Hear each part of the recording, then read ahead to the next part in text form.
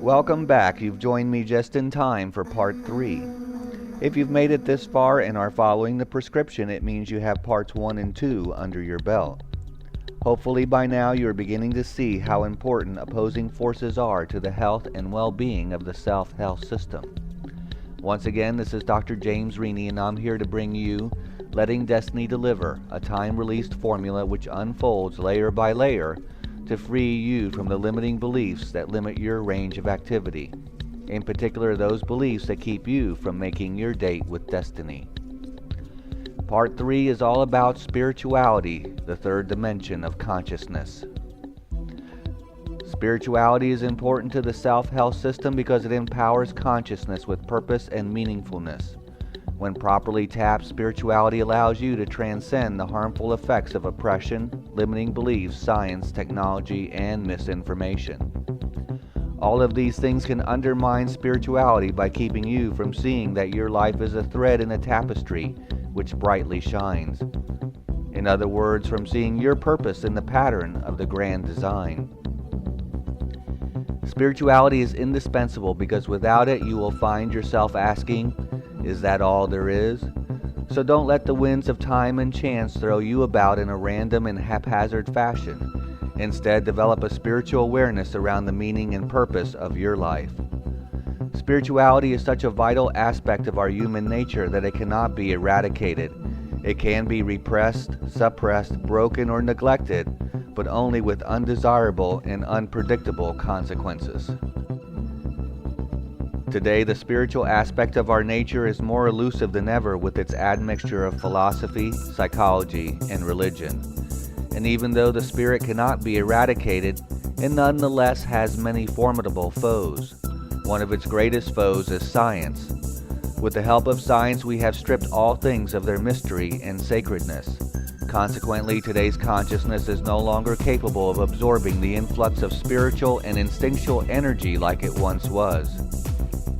Carl Jung saw this coming as far back as the mid-50s, when he said, "Through scientific understanding, our world has become dehumanized. Man feels himself isolated in the cosmos. He is no longer involved in nature and has lost his emotional participation in natural events, which hitherto had a symbolic meaning for him. Thunder is no longer the voice of God, nor is lightning his avenging missile. No river contains a spirit. No tree means a man's life. No snake is the embodiment of wisdom, and no mountain still harbors a great demon. Neither do things speak to him, nor can he speak to things like stones, springs, plants, and animals. His immediate communication with nature is gone forever, and the emotional energy it generated has sunk into the unconscious." Science, spirituality's most impressive opposing force, tries to free us from our superstitious and irrational thinking. It strives to liberate us from our primitive encumbrances. In many ways, science has been successful because we no longer believe in magical formulas. Today, many taboos and restrictions no longer exist. We know that werewolves, vampires, and all other bizarre beings do not populate the primeval forest. Unfortunately, in the process of liberating us from these things, science has damaged our ability to mystically participate in life. In essence, we have traded mystical participation for material participation.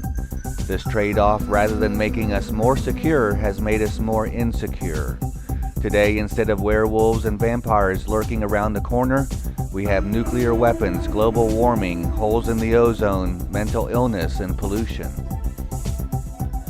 Because of science and technology, we live in a world where neither great religions nor philosophies are providing us with the certainty and security we need to answer the questions confronting us. In part, we can't see the answers because our egos have become so captivated by sensation, power, excitement, and control that we have simply forgotten how to tune into our more primitive wisdom.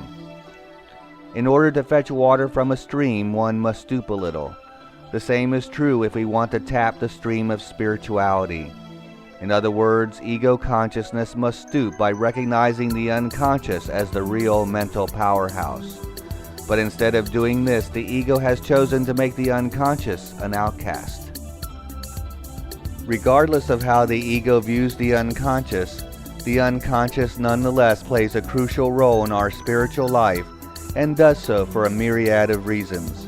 One of the main reasons the unconscious plays a vital role is because of its ability to empower faith.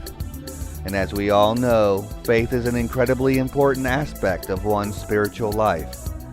The unconscious is also most important because it provides us with a greater spiritual connection than the conscious mind alone can provide. Because we live in a time where the unconscious mind is undervalued and underutilized, most people have lost access to its spiritual powers, as well as its superior ability to think and heal. We are blessed with something great, and out of ignorance we turn a blind eye to it. Faith in the unconscious empowers, and the unconscious empowers faith. Together they provide access to something greater than ego consciousness. Faith in and access to something greater is imperative because it makes the difficult things in life more meaningful and therefore more bearable. Faith and the unconscious go together well because faith creates a positive belief in the meaningfulness of the universe and life, and the unconscious gives us access to it with its ability to think beyond the limits of time and space created by ego consciousness. We can endure the most incredible hardships when we have faith and meaningfulness in the order of the universe. Faith in the meaningfulness of life is necessary to deal with one of life's harshest realities, suffering. If we look close enough, we will see a connection between pain and suffering and the spiritual experience.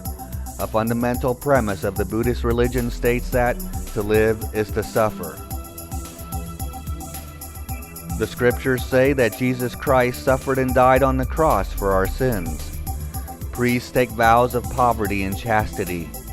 Most spiritual leaders teach that indulging in the pleasures of the body is wrong. They believe we need to deny their satisfaction in order to transform that energy into a higher spiritual energy. To figure out if this is true, let's once again look at the role of opposing forces in the health and well-being of the self-health system. If the gateway to a healthy mind lies in reconciling the opposing forces of conscious and unconscious awareness, and the gateway to a healthy body lies in reconciling the sympathetic and parasympathetic nervous system, then the entryway to a healthy spirit must also lie in opposing forces.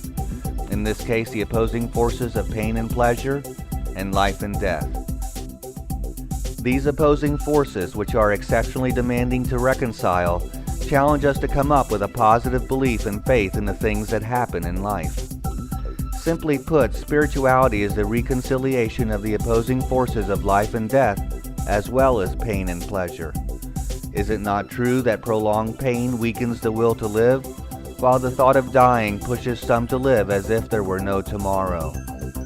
Pain and pleasure, life and death are nature's way of pushing consciousness to new thresholds. The reality of pain and pleasure in everyday life, coupled with the fact that we are going to die, goes a long way not only in determining how we live our lives, but also in what meaning and purpose we give life. How these opposing forces are reconciled determine to a large extent whether or not we will achieve a spiritual level of consciousness. In fact, the necessity of reconciling the opposing forces of mind, body, and spirit give rise to 3 tiers of consciousness. These 3 tiers are 1, the simple, 2, the complex, and 3, the transcendent. These 3 tiers correspond to the 3 dimensions of awareness. The body is the simple, the mind the complex, and the spiritual the transcendent. At the simple level of consciousness, we are mostly unconscious and therefore have little insight and awareness into self and others. At this level, we act primarily on impulse, merely looking for ways to satisfy our desires. Their satisfaction is all that matters. There are those who prefer this level because ignorance is bliss. At the complex level of consciousness, we are less unconscious as we have a moderate amount of insight and awareness into self, others, and the universe. The insights and awareness into self and others allow us to delay the gratification of impulses in an effort to achieve something more meaningful than just their satisfaction. Living at the complex level of consciousness is desirable, but also creates a dilemma in that there is too much insight and awareness to go back to the simple level, but not enough to move on to the transcendent. At the complex level of consciousness, we risk becoming stuck in the insights and awarenesses that lifted us out of the simple level of consciousness. These understandings, because they are only partially developed, cause us to develop mindsets. These mindsets leave important connections at the unconscious level and keep the instincts from maturing further. Developing mindsets or limited beliefs at the complex level is easy, because this level of consciousness is often driven by what the many think, such that where the many are, there is security. What the many believe must of course be true. What the many want must be worth striving for, and therefore good. As consciousness retreats into the collective, it loses its power of decision and is unable to evolve spiritually and ethically. Life at the complex level of consciousness often becomes a moral and spiritual trap. The collective has the power to really handicap the spirit and the individual with propaganda and other more or less well-meant advice and suggestions. This is unfortunate because the beliefs born out of the collective are going to be different from the beliefs that are born out of the spirit. Both, however, are needed to maintain balance. How then do we achieve the transcendent level of consciousness called spirituality? To experience the higher levels of consciousness and spirituality, we must tune into the higher needs of the inner core. We must be able to utilize the unconscious mind's deeper connection to the higher instincts of spirituality, love, respect, and individuality so they can be made available to consciousness. Likewise, pain and suffering must be put into the proper perspective so they can nurture self-development rather than self-sabotage. Last but not least, there is the need to develop a positive myth about the meaning of life, as well as life after death, so that it puts both into a spiritual context. By doing these things, we are empowered to discern what is important and meaningful from that which is empty and hollow, and thereby develop a transcendent consciousness. If you are to achieve the transcendent level of consciousness and the rebirth of the spirit within, you must be willing to fulfill the demands and rigors of self-examination to gain self-knowledge. This means being true to yourself and respecting the innate goodness of the inner core. This means you can't be hard, cynical, avoid life, unscrupulous, or afraid to be an individual. Bear in mind that following the many cannot give you that which you can only earn for yourself with effort, satisfaction, and suffering. Suffering is of great consequence because to achieve mastery in anything requires hard work, struggle, and effort. Suffering is not necessarily at the exclusion of pleasure. Here, as with the other opposing forces, a harmonic balance must be achieved. However, rather than giving us what we need to reconcile these opposing forces, the collective gives us a flawed plan. In fact, it creates disharmony between these opposing forces. On the one hand, it fosters denial and inhibition of the basic pleasures, except for under certain conditions. On the other, it pushes all kinds of pills to banish pain. All in all, the collective, rather than promoting self-health, tends to foster self-sabotage. This is because the collective functions much like the split-brain patients, as it denies, disowns, and represses its own opposing forces rather than reconciling them. Its inability to see that on the one hand it preaches and expects the individual to be of high moral and spiritual character, and on the other lacks its own morality as it exploits the individual for financial gain, keeps the collective split and in a state of conflict. To achieve what it needs, the collective needs to find the directing and ordering principle. Unfortunately, as much as the collective might not like hearing it, it has chosen the ego as its directing and ordering principle. As a result, the collective has overstated the importance of the outer world at the expense of the inner world and the self. To achieve the transcendent level of consciousness, you must be able to rise above the collective and find a way to develop morally and spiritually on your own. This you can only do if you are willing to confront the bad things that happen to you or that you do to others and synthesize them into a meaningful arrangement without distorting the self. Most important of all, you must be able to balance the opposing forces of the mind, body, and spirit such that all three are working for the same purpose. An imbalance at any one level can affect the other two.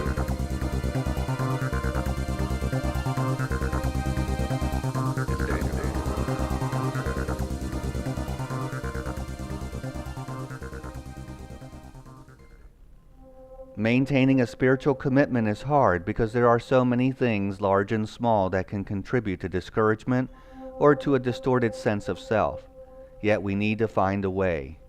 One way of maintaining a spiritual commitment is by taking a vigilant stand against becoming discouraged and from developing a distorted view of self. This is imperative because he who is easily discouraged does not achieve success, and he who chooses self-deception also chooses self-sabotage. To achieve the transcendent level of consciousness, you must always be undergoing self-examination in order to gain self-knowledge. Self-examination in this case means taking responsibility for yourself as a mind, body, and spirit in order to achieve wholeness.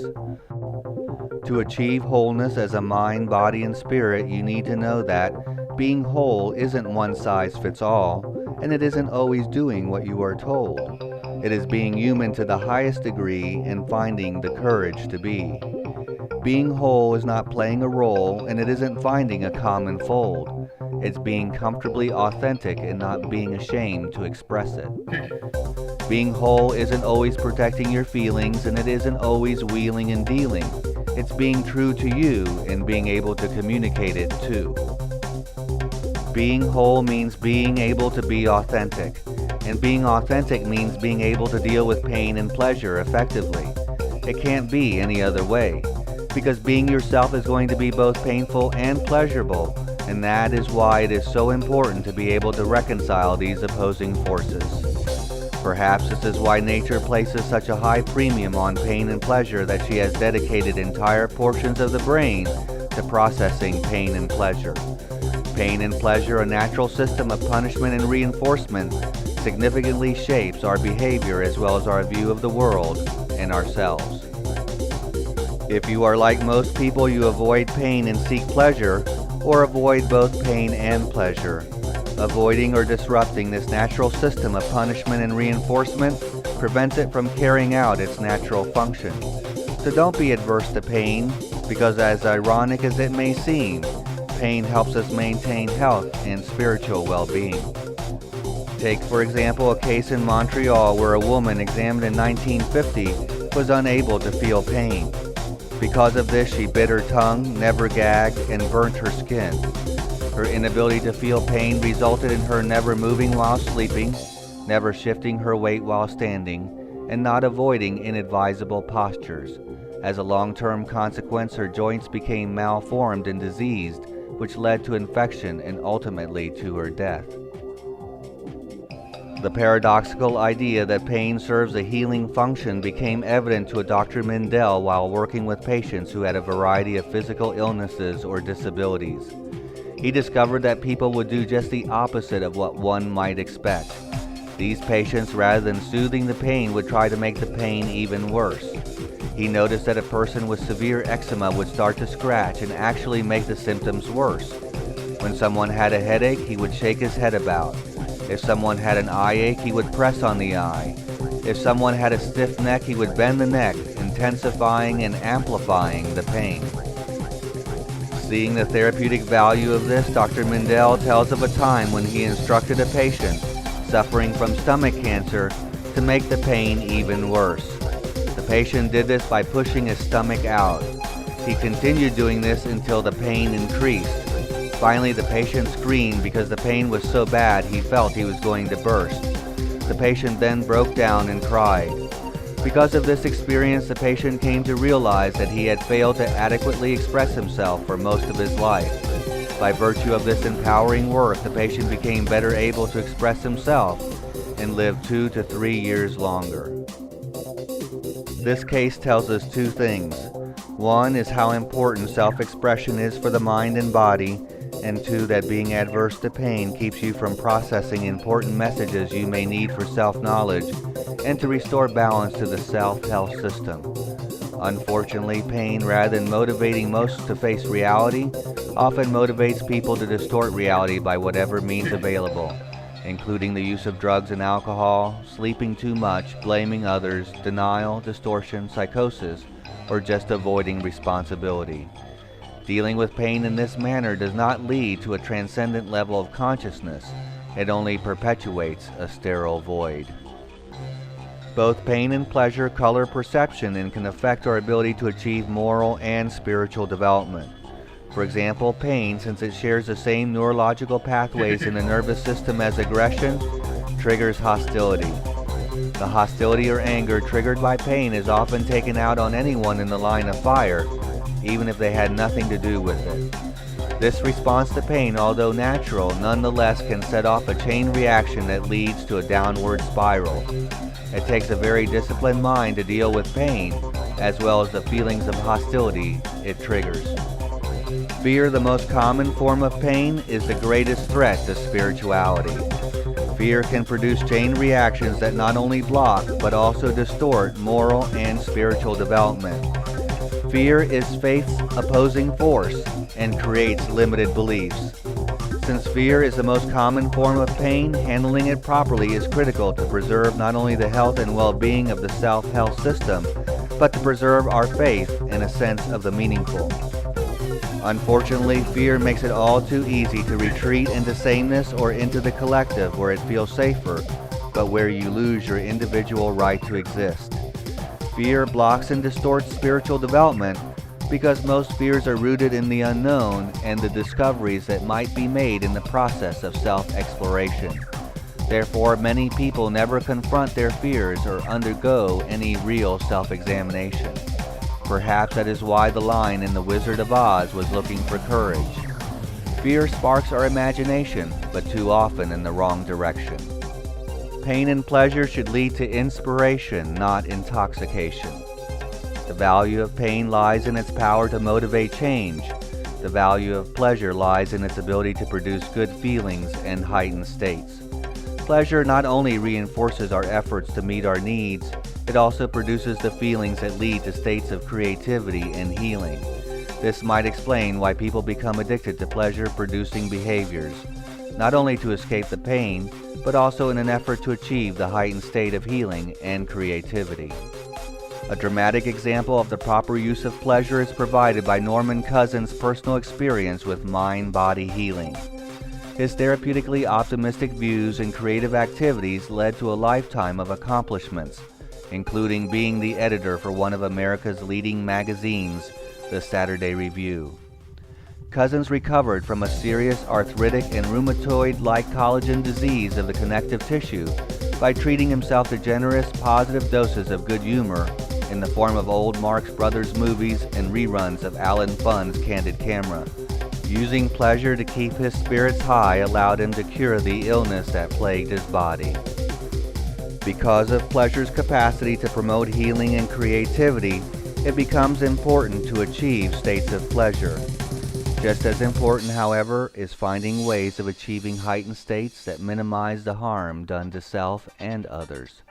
The healthiest heightened states for promoting wellness as a mind, body, and spirit are achieved through the joy of learning, playing, self-development, love, spirituality, excellence, and understanding. Not so coincidentally, these are the things that nurture the higher instincts of the inner core. Negative or destructive heightened states include the need for excessive power and control, being chronically hostile or aggressive, a need to get even, the need for constant stimulation, or the need to always be the center of attention, all of which will have a toxic effect on the inner core. So learn how to use pain and pleasure in a way that promotes self-health and spirit. Use pleasure not for escape, but rather to meet the instinctual needs of the inner core. The trick is not to get so intoxicated with pleasure that you only think of yourself. Pain or pleasure can become such a focal point that it distracts you from engaging in self-discovery and self-development, which should be the real focal point. Rather than trying to make sense of the mixed signals put out by the collective, Learn to use pain and pleasure to promote change, growth, and healing. Learn to recognize negative states such as feelings of worthlessness, anger, sadness, vulnerability, and emptiness as natural and necessary for growth. Let them lead to the kind of reflection and soul-searching that allows you to rediscover your feelings of worth, love, happiness, and strength.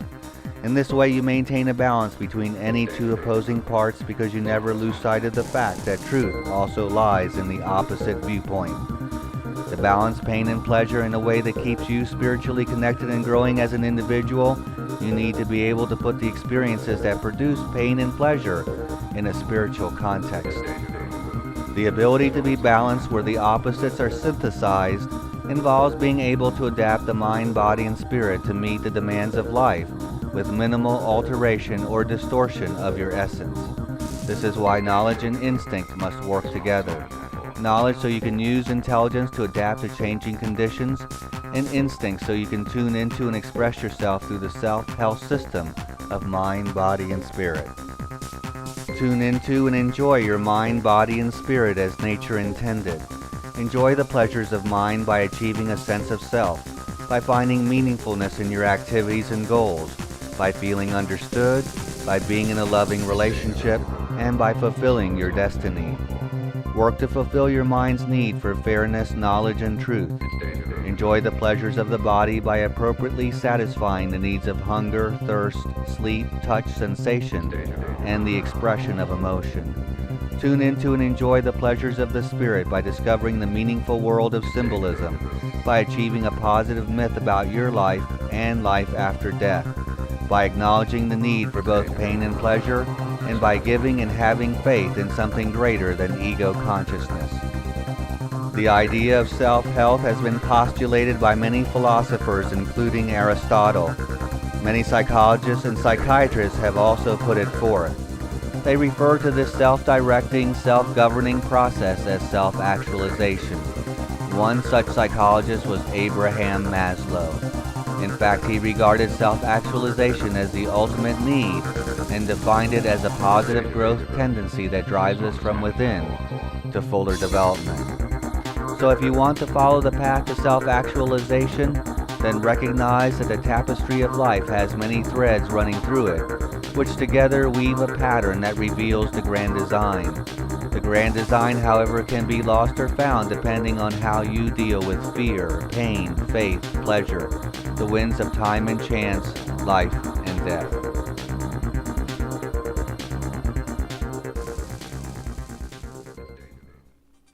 As I said before, we live in an era where neither great religions nor philosophies are providing us with the answers we need.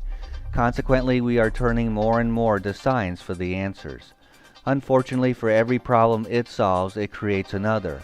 Problems such as the splitting of consciousness by displacing the worth of the individual in favor of anonymous units that are manipulated into statistics. Statistics are a problem not only because they blur the boundary between the real and the unreal, but also because they create limiting beliefs that interfere with our ability to have a mystical and spiritual connection. Science, rather than being spirituality's foe, needs to be its ally. To do this, it must embrace the unconscious to a much greater degree than it has thus far. The unconscious is priceless in this regard, as it contains our instinctual roots, including the self, and an ability to defy the laws of time and space created by the conscious mind. The Force in the movie Star Wars was really a metaphor for the unconscious. That is why Obi-Wan Kenobi, when he starts teaching Luke the ways of the Force, says to him, "Let go of your conscious self and reach out with your feelings." He tells Luke to feel the Force flowing through him. Learning the ways of the Force gave Luke's life new meaning and purpose. Likewise, learning the ways of the unconscious can give your life new meaning and purpose. But like Luke, you need a mentor. This prescription for self-health can be your mentor by not only teaching you about the relationship between the conscious and unconscious, but also by getting you to see your life through new eyes, because your purpose is greater than it appears through the superficial, hectic, fast-paced lifestyle of our modern technological society. However, the level of meaningfulness or meaninglessness your life has depends on you, no one else. So let me encourage you to choose meaningfulness by letting destiny deliver.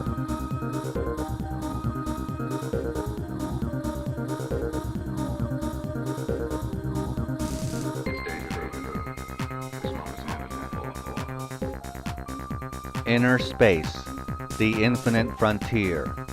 This is a voyage of story and study fashioned for you.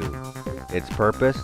To reveal to you the universe of mind, body, and spirit, to boldly take you where no one has taken you before.